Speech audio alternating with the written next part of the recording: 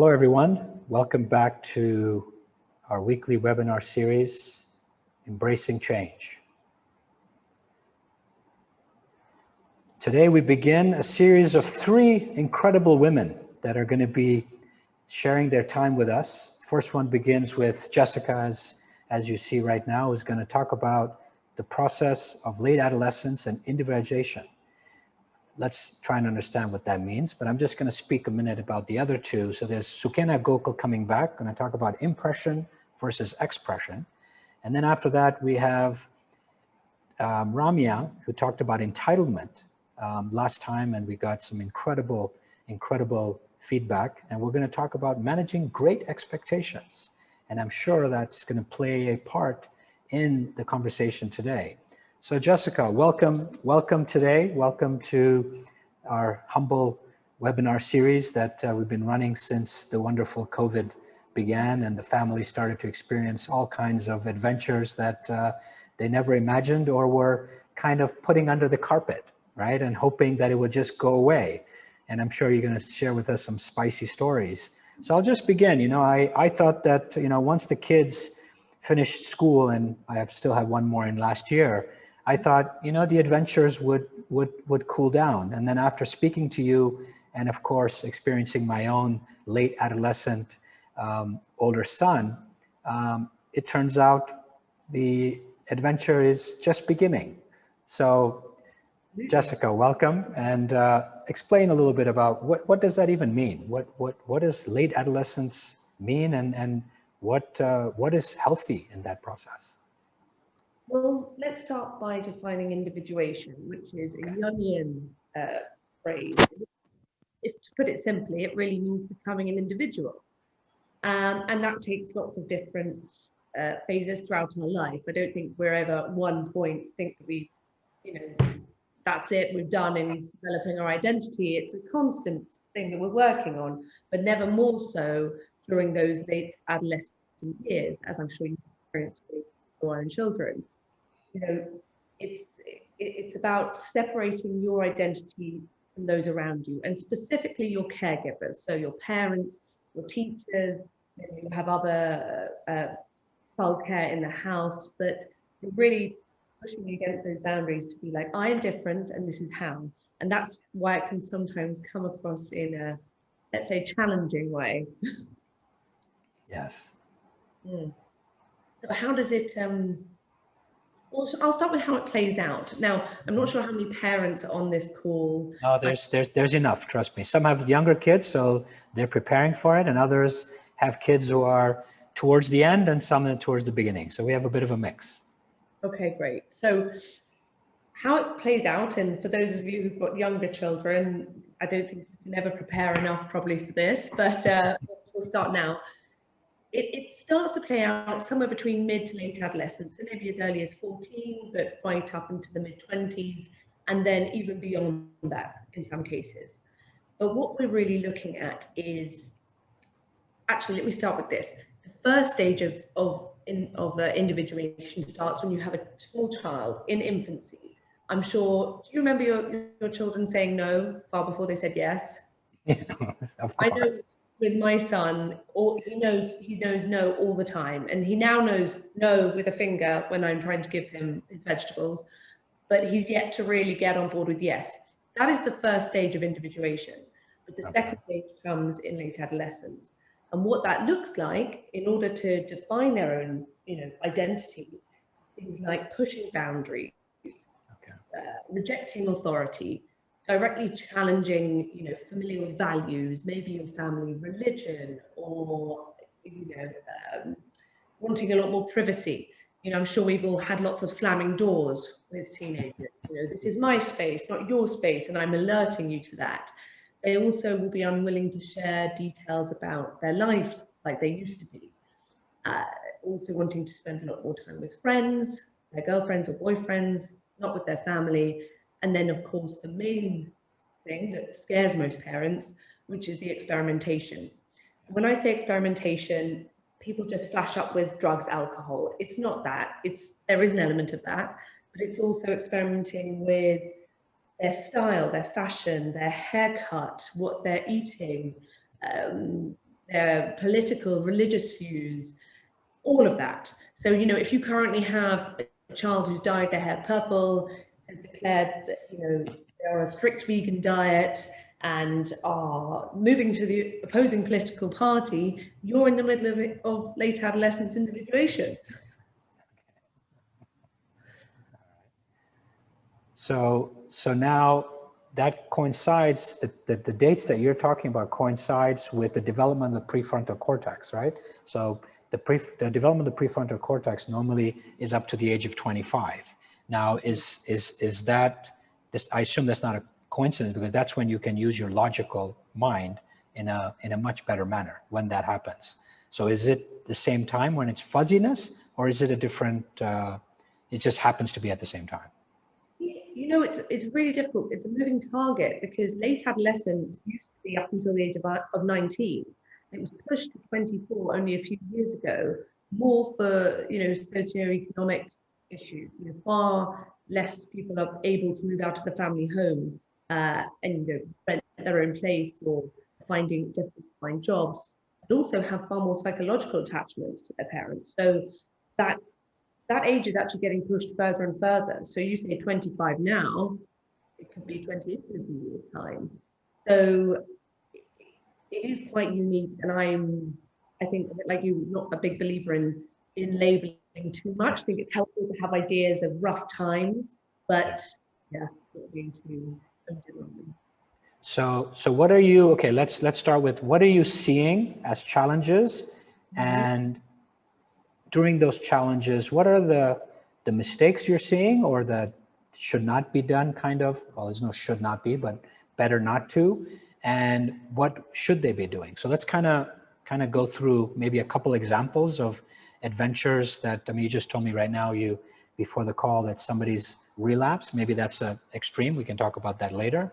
But give me some examples, like whether it's drugs, whether it's alcohol, whether it's hair, I don't know. I mean, you know, should we be curious? Should we be in, you know, because I sit with families and I say, they're about to have a meal with their family. I say, are you going to tolerate your family member? Are you going to accept your family member? Or are you going to embrace your family member? Where are you on this spectrum? So relating to late adolescence, maybe use this spectrum, if that makes sense. I mean, if not, use your own. Family meal is a great place to start. And I would always say that during these years, if you do have a late, you know, teenager or early 20s who isn't spending that much time with the family and wants a lot of their privacy, still maintain certain expectations and boundaries, such as having family meals together. Even if that's the only time we really spend, make it around a table without devices, but do things like encourage topics that they are interested in. Because, as I'm sure you know, a late teen is never more, you know, newly and invigorated by what's happening, you know, in terms of justice and diversity. They really want to talk about this. It's the first time they're becoming alive to these issues of difference. So bring that up, allow that to be the discussion at the table, even if it is sometimes contentious and there's some friction. If your child can learn that you can have a debate and there can be resistance and opposing views, but it's still a safe environment, it's somewhere that they can learn. So I definitely, you know, I think that's always a good example, is coming back to the family table. In terms of other things, I mean, I'm a big believer in, you know, if I meet a parent who tells me that their child has just dyed their hair purple and for a tattoo or wants to change their name or whatever, I always take it with a pinch of salt and say, well, you know, they are really going through the natural process of individuation. They're not pushing you so far that, you know, they've run away and eloped, or they've, you know, experimented with a very severe drug, or etc. You know, I think we have to get these things on the table and discuss the fact that they will experiment. Even if it's not your child, they'll be around people who are trying, you know, smoking weed for the first time, having sex for the first time, drinking for the first time. So I really think it's important to talk to your children about these things, because if you're not open with them, and I'm not saying encourage them, I'm not saying hand it to them, just saying discuss it. If something goes wrong, or if they're curious, they may still come to you. But if they know it's a no-go area, you know where they're going to find that information? Online, or with somebody who's probably not, best suited to give them that advice. But I mean, the parent obviously, I'm sure, responds to you, say, I didn't do anything of those sorts when I was growing up. So how do you respond to that? What do you say? You're full of it? Or you say, it's all relative? Like, how do you respond? Well, I wouldn't say full of it, but yeah, along those lines, I would always encourage a parent to try and get back into their younger self and remember that they were once that age and that they did experiment. Maybe it looked a little different, but they did. Yeah. Because also, I think, as we've discussed before, failure is so important to get, a good, how do I put it? If your child knows that you have failed as a parent, and they actually understand the intricacies of that, be that in work, in academics, in relationships, in friendships, they know that you're human. You're not just this parental authority figure who, during this stage of adolescence, they're rejecting. You're actually a human person who they can engage with. Yeah. And I try and relate this to immunity. So if you shield your child from failure, when they first fail, it will be catatonic. So you've had your children, have they all had the chicken pox? Yes. Okay. You would never prevent them from getting the chicken pox, I'm sure, because you know that they need that immunity. Because chicken pox as a 56-year-old is really dangerous. Yes. So you encourage them to do it. It's the same with failure. If your child isn't, being encouraged to fail within, boundaries to some degree, but able to get themselves back up and learn from their mistakes, if they fail for the first time in their late 20s, early 30s, it will feel like the end of the world. So you're saying 18 to 24 is a good age to fall down in a different way? I would go even younger. I would say 14, 15 plus. You fail, you do badly in a GCSE or an international exam, you learn from it. That means that your A-levels make you learn for your next. You get suspended and you get suspended again and you get suspended again. All that, yes. And you have privileges taken away from you and you feel the consequences. So you feel that this stick approach carrot and stick approach, you feel is still relevant in today's day and age? You think that still works? Because you just mentioned taking away privileges. I mean, the school, of course, in a boarding school, they'll do whatever they do. But as a parent, you really feel that that's something that works? I mean, over the experience that you've had? For me, and again, I can only go by mine, and I'm sure that's controversial. There are so many theories on this, and I'm by no means trying to give a theory on parenting. And as a parent myself, I regularly get it wrong most days. So I'm not saying I'm the expert in that respect, but yes, I think actually there are perhaps too few boundaries, and especially a big topic that obviously we can come on to is the issue of digital boundaries, this whole world where they have none. And they are, and a lot of, the children I see spend more time on those devices and therefore in that digital world. So, because the thing is that, the big boundary issue that's happening is how much of a friend should I be because I want to stay connected, right? Especially, I wouldn't say the gender, let's skip that one, but, and then when is it time to be a parent, right? Where I set the boundaries, I set, the non-negotiables, right? Should there be non-negotiables? Because it's value-based, right? So for example, myself, I don't drink, I don't smoke. And obviously those are not so taboo, right, anymore, right? So now I don't agree with it, but that doesn't mean I can voice out that I don't agree with it, but that doesn't mean I can impose that on the children, right? So what do your children do? Well, I know that they, whatever the thing's called, vape or whatever it's called, right? Okay. And I'm sure, I know that they, experiment. That's, there's no debate, but how far do you go? I'm just interested as to if, would you be open to a discussion with them around? Yes, I've had discussions about that. Okay. Right? I've had discussions up to a point of creating a budget. Yeah, good. Okay. Well, I would argue, and again, this may be not favorable, but that you aren't your child's friend. You know, there is a point later in life, absolutely, as I think I'm only learning now in my mid-30s, where there is a far more friendly balance with my parents, absolutely. But in those younger years, you need boundaries. And why? Because boundaries make you feel safe. And you need to actually know that during these years of experimentation. I always say, you know, if you went to a roller coaster, to a theme park, and they put you on, you know, you're going to go on one of those big ones, and you sat on the seat, and no one pulled that thing over your head to make you secure, it would be the most terrifying experience of your life. You know, having safety procedures in place, even on a big, exciting ride, is really important. And it allows you to have fun.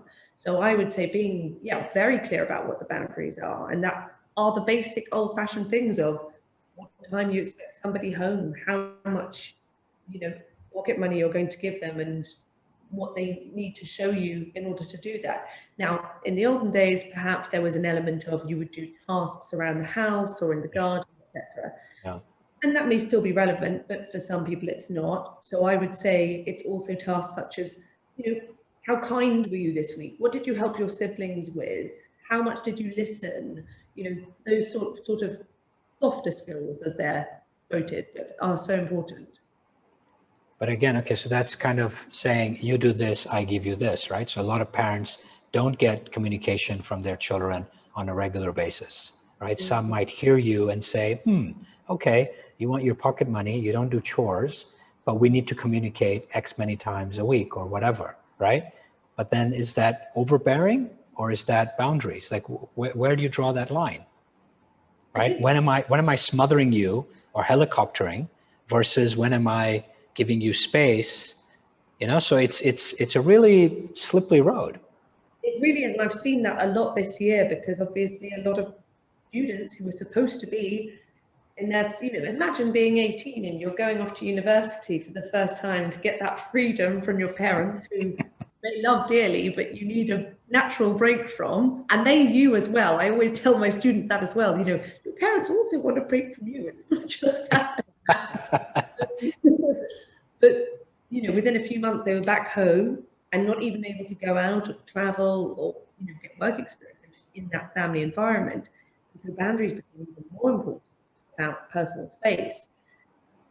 If I'm, you know, I don't think there's a perfect answer to it. I think you have to work it out for your family, but that, coming back to it, the simple things of sitting down around a table at least once a day, having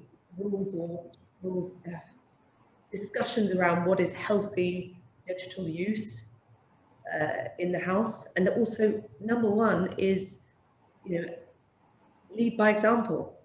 I have plenty of parents who, you know, want to take their children's phone privileges away and will only let them have 2 hours of screen time, but they're sitting at dinner on their phones. So, you know, everyone has to agree to do it together. So what are I mean, okay, these kids came home, they came home to do online schooling. So what were some of the experiences that you needed to kind of support parents or adolescents with during that time? Just give us some examples. I'm sure many of us had the same experiences. So for parents, it was a real fear of what their children were doing in their rooms, because certainly when the child becomes a late teen, the room becomes their sort of cave, their, you know, the parent doesn't necessarily want to go in, but it's a huge area of mystery. What do they spend all this time doing? I know they only have 3 lectures a day, which they're doing for the other 9. The reality is they just want that physical space. That's part of the individuation process, is going, you're you, I'm me, we're having this space.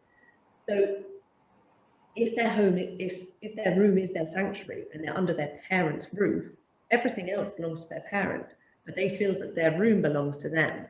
So the parent understands that they're not doing anything untoward or sinister necessarily. This is just somewhere they feel, you know, the most at home at the moment. Yeah. But of course, that's not always the case. There are people who will be online gaming for a lot, you know, a long period of time, and I would say be aware of that. Know what, you know what. Certainly in the evening, and once you go to bed, how much tech is being used. Have those conversations. But they're 18, 19, 20. This is the age you're talking about. I mean, really, we need to be wary of how much tech is being used after dinner at that age? Why wouldn't you? So they're clearly not adults yet, according to the conversation we're having.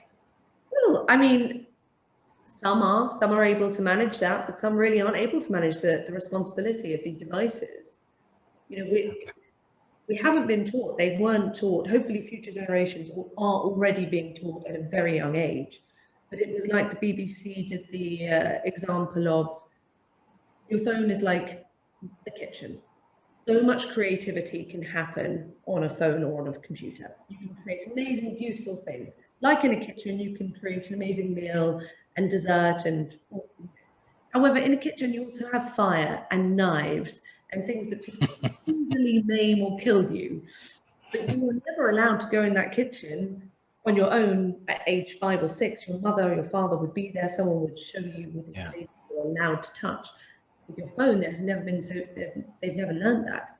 So they've just gone on from day one using absolutely everything with no understanding of what is dangerous.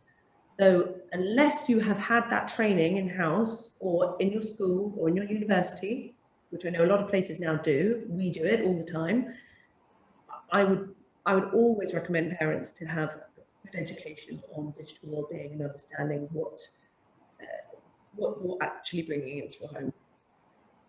But I'm sure there's been a lot of pushback when that conversation happens, right? Especially if somebody's come back from university, right? That let's talk about, how tech is being used. If they were sitting in a dorm, right, or in their own apartment, doing whatever they wanted at whatever time they wanted, and all of a sudden now you're back home and you've given them their space in your room, and now you want to control what's going on in that room, that could be a pretty challenging conversation.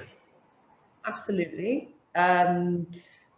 I would argue with what I've seen. So the parents, it's never a challenge. They always want to know. They're always really interested. But the student actually, despite the fact that they've spent a lot of time on these devices, they don't really understand the neuroscience behind it. They don't understand the dopamine, why they are so addicted, dare I say, to these devices. And in my experience, knowledge is power. And this younger generation really know that. And if you inform them, they want, if you tell them, I'm going to educate you about the devices you use, they're always usually quite on board. I think there's resistance, and that's why people like me exist, when it comes from your authority. It has to be somebody who bridges the gap between the two generations, because you don't want to hear that from your parent. Yeah, exactly. Else. It doesn't matter if it's an aunt or an uncle or a friend, but not your parent. So you're saying have that educational conversation, but not necessarily from the parents, because I know that the kids know, at least they think they understand what the kick means, right? And when you compare it to cocaine or whatever drugs, but the thing is that do they really believe it in their core? I don't think so, right? They think that it's being said and explained in a manner to shock and to scare, but it's not true chemically, even though it is. They all say, oh, I'm so addicted to my phone. And I say, well, you wouldn't say, oh, I'm so addicted to alcohol or drugs in such a calm, relaxed, colloquial manner. And you question, how many hours are you on your phone or your computer? And now we obviously have the tools that you can see that very easily through settings. And without a doubt, they always say half of the time that they actually are. They think they're on so much less than they are. So, and it's not that they're lying, it's just they don't realize. Like we don't realize, even we don't realize, right? Until that summary comes in at the end of the week on your phone and tells you this is the number of hours, and you're like shocked most of the time. Exactly. So let's go a step further. So this is okay, they've come home, etc. Now, let's say they want to start something on their own, or they want to move out. I mean, I don't know, let's maybe have conversations on that, or consumption of alcohol, or smoking up. I don't know, because there's a debate now, right? That what is worse, smoking a cigarette or having a joint, right? that's the conversation that's on the table today. I'd leave your doctors, your qualified medical doctors, to have a better stab at that. But in terms of moving out and all of that, so I think we just have to remember, because a lot of parents present, if they say they have a difficult child, or their child is being problematic or showing bad behavior, and they always really try to get to the root of what they think that is. Because if it is these very normal processes of individuation, of becoming an individual, then I would argue that actually this is a positive, although it feels bad. What is actually happening is the parent is feeling rejected. So instead of placing the blame on the child and saying, they're being difficult, they're the ones who are X, Y, Z, I would also ask the parent to look at themselves and find what they're feeling challenged by. Are they being, you had a child who was loving and adoring, and then what seemed like overnight, said, rejected all of your opinions, didn't need your approval. My favorite one is, I remember doing this to my mother. I always loved her opinion on fashion. And then overnight, anything she approved of was, the worst thing in the world. It's also for the parents to understand what they're going through. And then that sometimes makes it easier. In terms of moving out, I think if your child is able after university to move out, then brilliant, by all means. I understand that for some, they want to do this financially independently, and for others, they will have help. I sit in the camp where it's very difficult for the average person to go and, to buy somewhere after university. So, if you can have help, if that support is there, but, within reason, then great. But also to financially educate your child so that they don't just think this is a gift. Let them understand what the property market looks like and what you had to make in order to help them with this. So you go through and make a plan. So you'd make a few-year plan as to, this is what the cost is, I'm going to fund X amount. And as we go forward, we will kind of share that, and eventually you become financially independent. Is that what you mean by the education, or do you mean that they need to know the value of it and have gratitude? It's two different things. Totally, completely. Net worth, self-worth, understanding the value of a pound or a dollar. Basic financial education is so important. Also, just being comfortable with the language of money, being able to sit at a dining table with your parents and not feel embarrassed if you don't quite understand what's happening in the markets, but are able to have a discussion. I think that's important.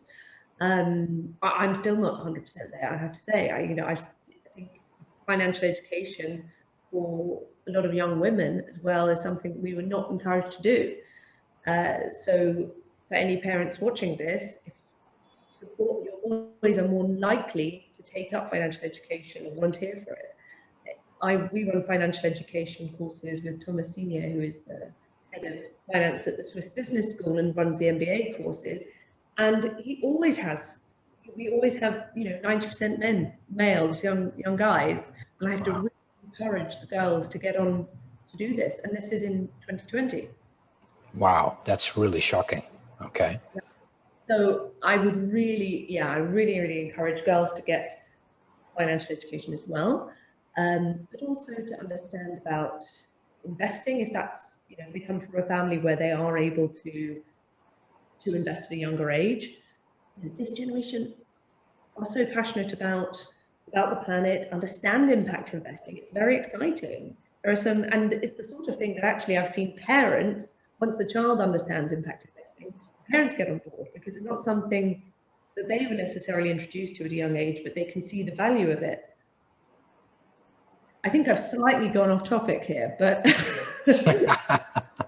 no, we can go back. So let's go back to individuation, but in terms of the adult process, right? So they've gone to boarding school, or to university, and they want their space. They're going to push back. They're going to rebel, or whatever word you want to use, in all forms, whether it's their hair, their clothes, their opinions, their political party, whatever it is. They're going to start experimenting. Now, again, boundaries during experimentation. Maybe we talk about experimentation and beyond. Just trying to understand that process as we go through. So how do you create boundaries or safety during experimentation? Like what does that look like? Okay, so obviously if they go to university, either in your country or they move to another country, there's very little, let's be frank, there's very little you can do about that. You aren't there, you're not overseeing their every move. You really have to, it's the years before, ideally, that you set them up so that they understand their own boundaries around what they're comfortable with, and they don't get themselves in situations or in friendship groups that they feel in any way pressured, i.e. they have enough authentic self-esteem and confidence to know I can do it if I want to, I don't if I don't have to, but I'm not going to adopt another personality to impress people. There's always an element of that throughout life, I'm sure, but a lot at uni. Now, I would say parents with children living at home, or if they're at boarding school and they're coming home on their exi out weekends and the half term, even if they're 14, they are drinking, certainly in the UK. Now, I'm not saying they are going crazy, but they will be experimenting with maybe alcopops or beer and wine, and it's happening. If you think that your child going out with, a big overnight bag, that there isn't also a bottle of something in there, don't be naive, it is. So knowing that that's happening, I would talk, this is a very French way. So the French families I work with would introduce wine at the table from a very early age, and encourage their children to, if they are, you don't drink, I appreciate that, so it probably wouldn't be appropriate. No, but it doesn't matter. Go ahead, it's fine, yeah. For some of the European families I certainly work with, is that they would encourage their children to take sips of wine, from a younger age, so that they build up, they understand the tolerance, but they also understand that drinking wine is something you do socially, with a meal. It's not to be downed on a park bench in winter, and that there's a time and a place. Or maybe having a few sips of beer whilst watching a sporting match with your father. There are some nice rituals around some of these things. I think if the topic of it, or the even existence of it, is banned, but the parents themselves are doing it outside the house or once the child's gone to bed, it just sends a false message that this is naughty, that this is secretive. I would bring it out into the open and discuss it. Now with drugs, it's and I actually don't know, because if you, for example, live in Amsterdam or LA where weed is legal, I wonder how that might change the conversation. And I'm sure you have, friends who could probably answer that. Even, Kathy, our friend who's in LA, she would probably have a better understanding of that. But it's not legal here in the UK.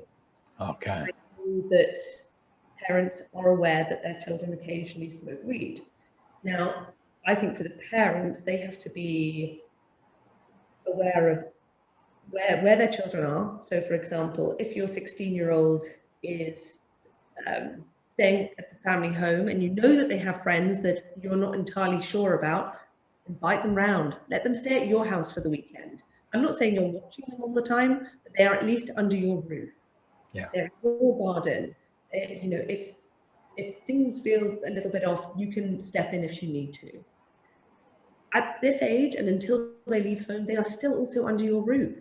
The thing that I find a little bit challenging sometimes is that parents, it's like they give their child an iPhone and they say it's their iPhone. Well, is it? You bought it. It's your iPhone. It's your house. The clothes on their back you bought. You can retain some of that authority and some of that, power. And it doesn't. I always say it's we and ours, so maybe I need to next change that when I decide to come back. Because we always taught that it's our house. It's we. Everything is we. There's no my. But you're bringing back that authority through the reality that this is funded, quote unquote, by the parents. So we have some authority over how these things or devices are used. I'm by no means suggesting that one should lord around their house saying this is mine and in a cave in a crown. No, I'm just suggesting that if you remember that the sort of the hierarchy of authority. Yeah. That's no bad thing. As any psychological professional would tell you, if that order isn't sorted, it only deems problems when your child eventually has children. You have to have some understanding of authority with parents so that sort of continues. And that, I guess, goes back to your earlier question of, can you be friends? And I would say, of course, you can be friendly and relaxed, but you're not their mates. Even as a mother or a father, right? Because a lot of mothers are worried to do that because they feel that children won't speak to them or share with them or open up to them. No, I disagree. I think if you humanize yourself, if you share your failures, I think that, you know, that's one of the number one failings, sorry, to a bit of parents, is that they don't share their failures. So they don't humanize themselves. The child puts the parent on a pedestal and think, you know, the worst case scenario is, imagine your child goes off for the weekend and either they or a member of their group experiments with something, be it drugs or alcohol, or gets into a relationship that's unhealthy, but they're too scared to talk to you about it because you have never shared any of your own failings or haven't made it apparent that you would understand what that's like, when of course you will have. The majority of people will have been through pretty much exactly the same playbook. What happens is they will go elsewhere. They'll maybe even go to another family, which for most parents would be painful. You want them ideally to come to you, and in order to do that, they need to see you as an emotional human who cries and bleeds and does everything else that they do. Okay, so it's showing fallibility, not infallibility. That's important. You're saying that's the part of so there's the friendly, which is kind, loving, caring, but showing fallibility, but at the same time having some form of hierarchy authority, because that structure or that is needed in order to keep, quote unquote, the house in order, right? Not in the old traditional sense, but still. So that those values are still relevant. So now they've gone, you have no idea or no control. So if you've done that while they're under your roof, you're saying that they've had some failures, they've seen that we're all human, that we make mistakes. Now they've gone overseas, they're on their own. There's not much structure. Remember, at school, especially if they're in boarding school, you're busy all the time. And all of a sudden now you're thrown into university where you have a class or two a day, right? Yeah. And maybe, and everything maybe is legal, right? Depending on the country and depending on the age, right? Now what happens? Well, to some degree, it's out of your hands. You know, I'm not going to give you a I like to say these are the things you can do, but it's also a case that you shouldn't. They need to go off. But like I said before, it's about good communication. It's about knowing that they can contact you if they need to. That they're not going to be chastised or criticized if they want to discuss something, you know, that's taboo. But should everyone have a Jessica in the system? No, really. I mean, is that really, because again, is that letting them fail? Is does that allow? I know that's going to bring sensibility and some logic and reflection and mirror, but I didn't have a Jessica, right? When I was at university. So Not that I turned out okay, but I'm just saying that at the end of the day, no. But like seriously, I mean, we encourage to have coaches and mentors and all of that, but it doesn't always land very well, right? Because especially in the position I'm in, obviously they think they're my people, right? Which they're not, right? If I asked you to take care of my son, right, the conversation is privy, right, between you and my son. And the conversation we have is privy between you, me, and their mama, right? It's normal. And then what needs to be shared will be shared, right? But how do you give that confidence of confidentiality to both sides? Well, so first I'll answer your first question. Yes, Yeah. I think it is important, if possible, that a student does have somebody they can turn to, especially if the child is in an international country where things are different. And for some people moving, things are very, very different, you know. I think it's always important to have somebody, ideally, who is, if possible, in between the age of the parent and the child as well, so that they can bridge that language generation gap and understand both sides. But keep in mind, a lot of what I'll do is also explain to the child, the young adult, sorry, what the parent's also going through. So your parent, if you're the firstborn and you leave, your parents understandably going to be worried. And I have mothers who call their sons and daughters repeatedly during that first couple of weeks when they arrive in London, because Wow. they've never been apart from them. And they're Oh, quite okay. understandably worried what's going on over there.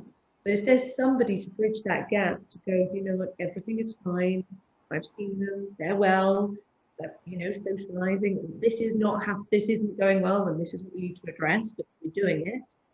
The child will feel that, you know, they can also be independent without mummy or daddy fixing it, but they have somebody that's theirs, you know, to talk this through.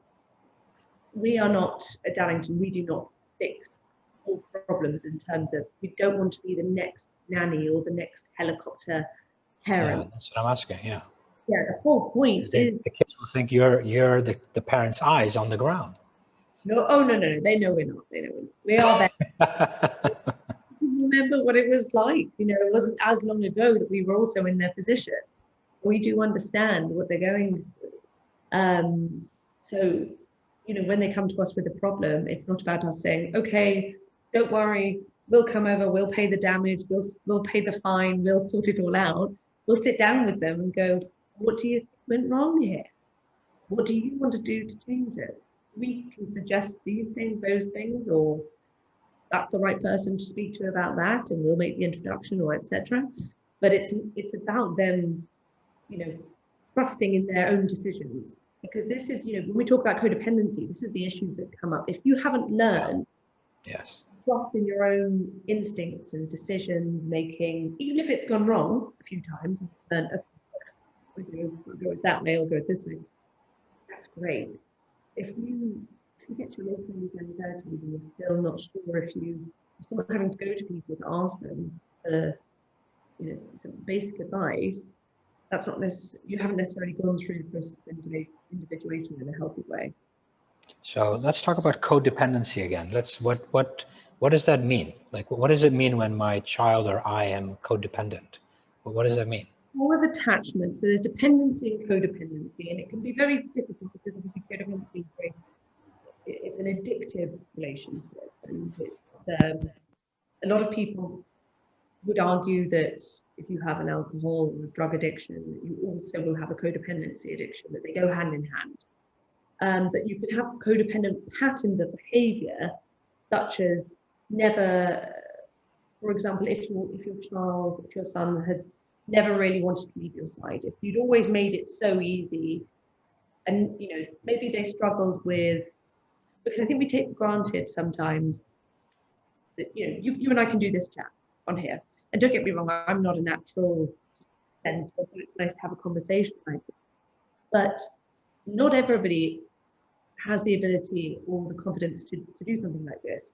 And I see that in students all the time. They don't have the confidence to go into their freshers hall and make friends and ask about what courses they could change onto, or what football team, or, you know, orchestra, whatever they want to do, they can join, because they haven't really been encouraged to. They've been allowed, you know, mum or dad, for whatever reason, has wanted to keep close. And that's where the parent really has to recognize their patterns of behavior too. You know, they've said, be with me, you know, if there's a problem, I'll fix it. Don't worry about it, darling. You know, it's all taken care of. So the child's never really felt the repercussions of failure. So like I said, when they get to an older stage in life and something does go wrong, where are they going to turn to? It's going to go straight back home, because that's where it's the most safe. But what you end up with then are, you know, people in their late 20s, early 30s still living at home, not because they financially need to necessarily, because they are emotionally still attached to their parents. So as hard as it is, even if your child wants to stay in with you on a Saturday night, I would encourage them to go out. That's healthy. That's really good. You want them to do that. You want, if you're still picking out your child's clothes in their mid-20s, it's nice to go and have a nice shopping trip with your parents now and again, but that's taking up some of these, these roles. I would also argue not to compare. It's so difficult, and not to compare your child to their siblings or their peer group or your friends' children, because all they will hear is criticism. And the chances are that between mid to late adolescence, they will have numerous identities. So if you start criticizing one while they're still working out what's authentic to them, they will just, they won't go through it naturally. And it's very normal to compare siblings, but they are completely individual people. So we mustn't compare them where possible. So you said dependency, codependency, and then what? So healthy. What does healthy mean then? What is healthy? What is healthy? Well, again, that's like a very big question, and one that what is normal, what is healthy? It's normal or healthy to you, to your family. But I would say, and it doesn't have to be the traditional, they go to school, they go to university, or they get a job and they leave home and they tick all of these traditional norm boxes. I would more argue, because we're living in a different way as well. Every work-life balance is very strange these days. It's all merged into one. People live in more communal settings for much longer than they used to, and in apartments and in shared, and that's partly due to the population. But I would say being able to trust in yourself is really important. Having a real authentic, if I looked at what I would deem as a healthy young person who has gone through the process of individuation, might I add, like all of us, will really still have their bad times and their bad days. So it's not to say that it will be perfect, but it's trust in themselves, autonomy, the ability to, make autonomous decisions. And they may ask you, so your son may come to you, Dad, and say, I'm going to do this. I'd like your opinion, but I'm still going to do it anyway. So he questions his decision. He doesn't need your approval, but he'd like to hear your thoughts on it. That's quite healthy. Initiative, the ability to, and motivation, to think about what interests them, and to go and get it. And however that means, even if it means, working in a job that's not that particularly well paid, but it's the right experience under the right mentor, that they have learnt who these kinds of people are and what kind of characters they want to be around, what kind of life, I guess, for that stage of their life they want. And identity, first and foremost, just being comfortable in their own skin, who they are, what, all of those things that we've talked about, what religion or political side they've taken, how they sit in their skin. We can always tell people who are uncomfortable in their identity because they're always looking for others to attach their identity to. So just, and for any parents who are here, who are, in marriages, how important is it to be together, but also have your own time? You don't want to always be with your partner. It's so important to be an individual. I hate that, it's not 1+. It's not that you're merged, you're still, two individuals, but you're together. So now there's some kids who we can say come back and have these ideas that are not very grounded, right? They have plans that are really, we all know, a recipe for failure, right? So, in companies, we're trained to watch car crashes. So do you do that with your own kid? Can you give me, just because No, let's say it's whatever, it's a business venture, or it's a job that doesn't make sense, or it's a budget that is impossible to survive on, or, things that are Great. As in, as long as this venture, if you're not, don't back these ventures with your own money or even with theirs, let them, if they want to, this is why I talk about the importance of failure at a young age. If a child has been given, let's say £100 to go and invest in something at 18, they've learned, all right, I'll give you an example. I had a student once who was given a significant amount of money to invest in some art. We went to Freeze just to get the lay of the land. We talked to, one of my advisory board to go around and talk about the language of art. He saw a piece, he said, that, let's buy that. And I said, how, it's not about, yes, you may love that, maybe that's a brilliant piece of art, but this was supposed to be an educational piece. This was supposed to be about you understanding how to invest, why to invest, the business side of this, not just, and of course, the love of art is very important. But so what I did was I said, wait, we're going to the Hampstead Affordable Art Fair, where pieces are, from £50 to maybe a few £1,000s at the most. And let's test this out there first, let's practice. So it was the same, that's the sort of feedback that I would give to parents, which is don't give them this lump sum without testing what it's like with smaller amounts and increasing that.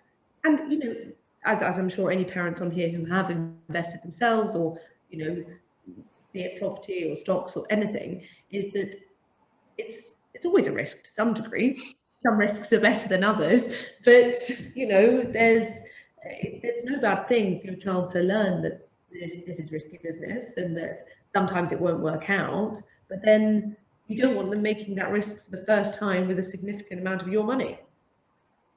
So educating them in small tranches. But when you talk about, going for a job that may not pay that well or it's dead end, fine, let them learn. Let them do it. Same would be for degrees, right? A lot of parents resist some of the non-practical degrees that some of the next gen is choosing, right? I mean, are you still seeing that, or that's kind of passé? I'm probably the wrong person to speak to. I'm very pro those non-practical degrees. I'm all for the humanities. What we're losing is a generation who are unable to tell stories and communicate. And what the humanities does perfectly is that. If it does anything, it allows us to tell stories and describe. And I think it's really important that we actually encourage those non-practical degrees. So is there a difference between the earlier stage of this adolescence and the later stage, like for example 18 to 22, and then you're going towards 24? Is it more on relationships? Is it more on money management? Is it what's the difference between? It can really, well, it's very individual, but it really can be dictated by what they're going through. So for example, at 18 is when they leave school and then go on a gap year or go to university. So the likelihood is they're more likely to experiment with, drugs, alcohol, and sexual relationships then, because they're not under the parents' roof for obvious reasons. Whereas things like fashion and political views and religious views and what they're eating will come much earlier because they can control that a bit more. Yeah. So those are the sort of natural things. But a lot of families will see experimentation much earlier as well. But what's happening later? What's happening towards the end? What do you see in that? What are they experimenting on what they end up doing as a vocation? As I don't know, what are the things to look out for? Absolutely, what they are experimenting on towards the end, I guess, of the individuation is, it is, as you say, it's the next stage. It's what job am I going to do? Where am I going to live? Who am I going to live with? What kind of environment? What do I want to be in? And how when your child's, between sort of 10 and 14, they'll have a new different best friend every week. And that's really normal. They go through that process because they're trying to work out who they want to be with. There's an element of that with work. So I'm sure we've all had a situation where with our own children, or somebody and they've just done one job after another, never stuck it out for more than sort of 6 months. And I certainly was of a generation where my parents always said, you must always stay in a job for 3 years. It looks terrible to do anything less. And, now that was because suddenly for their generation, the average person had maximum 3 jobs. And I can't remember the statistics. Farah on my team would remind me, but the average millennial will have 5 or 6, and then so on and so forth. So there is going to be a lot more experimentation around job, and without certainly over here in London and in a lot of Western countries, what we see is work is the new religion. We spend all our time here. People meet, certainly in corporations, people meet their partners, their best friends, they live with them, they go on holidays with them. So really where you do work is very, very important. So I think a bit of experimentation is no bad thing, but not quitting when it gets a little bit tough. So, I mean, what we're seeing is very challenging for a lot of, for parents and especially for women is the timing of it's they're going through menopause and empty nester at the same time. Mm-hmm. Are you seeing that double whammy being very challenging? Because again, there's a process for the parents that are also, they're going through the late adolescent individuation, but even the parents are going through that letting go, giving space, whatever the word is, of as well. So what are you seeing there in terms of challenges? Well, for a lot of the mothers I work with, they're a few years younger actually than menopause, but I understand what you're saying, and there will be a few. But, if the family is still together, if the parents are still together, which is obviously always the case, if they are, this is the time, to really focus on each other and have your own adventure, because your adventure has been your family life and your children all this time. But now that they are growing up, and if it's your youngest that's left the nest, so to speak, to reinvigorate your relationship if possible. Not to say that it is lost, but other people have been in the way for a long time, in the midst, so to speak, not the way. So I would spend more time on your relationship. I know my husband, we've got, a good 15 years at least, and that's in case there aren't even more children to come along, and he's already planning the trip we take when they've left the house. So I know that a lot of people are excited about having their space back. I would always, again, like I said, lead by example. If your child knows that once you've left, you are able to be happy and focus on yourself and find some purpose again for yourself, especially mothers who maybe, in more traditional families haven't worked and they have been a caregiver and been a full-time mother at home, about just getting back in touch with what works for you. And maybe that's seeing a coach, maybe that's, travel, whatever, but finding a new purpose for yourself, because it's the best thing you can do for the child as well. You're inadvertently still helping them. Yeah, because we keep asking them that they sit and ask the question, who am I, right? Because I'm still a parent, but I'm not doing that on a day-to-day basis, right? It's like moving from management to chairmanship, right? It's that same type of phase. All right, we're almost on the hour as we speak. That was really quick. Love to have some closing remarks or something that you ended up not talking about because I swayed you in a direction that you didn't expect. Please share with us anything or... I I feel like we've covered loads. The only closing remark I would always make is just the importance of failure. How it's I know it's become, everybody says it. It really, really is. Think about it like immunity with chickenpox, whatever it is. How important it is, and not to criticize when failure happens, to try and help your child understand what they can learn from it and how strong they can become because of that. Knowledge is power, and if you learn from failure, you never really failed. Perfect. Is that sure? That's the closing remark, Jessica? Closing remarks. I'll live and die by it. Okay. Jessica, thank you very much for your time. It's been an honor and privilege. Thank you for taking this, to share with us. I know this is all dear and near to you. You do this day to day for a living, and I know you love the experience. Obviously, it comes with its own challenges. And I have two boys that are the same age that you're referring to. So I'm, I guess when you said 18 to 24, I'm just at the beginning of this experience. So thank you very much for the advice. I know that, you know, I'm always able to access you, unlike some other people, but many of them that are in the system now will hopefully ask to be able to reach out and have a conversation. And, you know, because it's not easy. It's not a walk in the park. We're in uncharted territories. It's a slippery slope at times. And, you know, allowing to watch people fail, you know, is easier said than done. So, but if you have support that, like I said, is somewhere between the parent and the child, yes, that's a lot easier and safer. Yeah, no, I agree 100%. Thank you very much, Jessica. Thank you.